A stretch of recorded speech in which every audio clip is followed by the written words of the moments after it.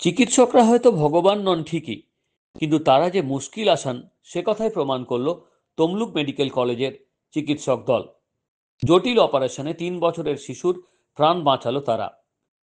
জানালার মরচে ধরা রড নিয়ে খেলছিল 3 বছরের মৌমিতা দাস।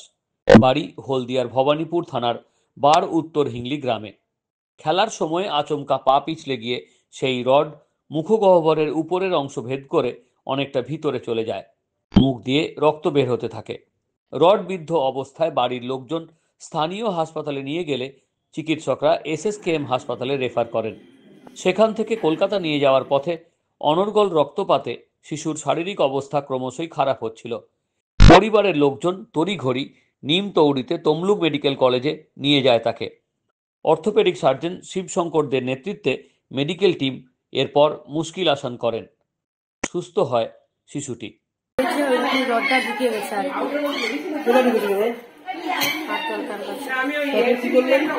দুর্গাচকে হাসপাতালে গেছে, সেখান থেকে দেখানো হয়নি, এখানে পাঠাইছি। এখানে এসে রডটা বার করার পরে অপারেশন হয়েছে। এখন সুস্থ আছে। Bureau report, Bangabarta.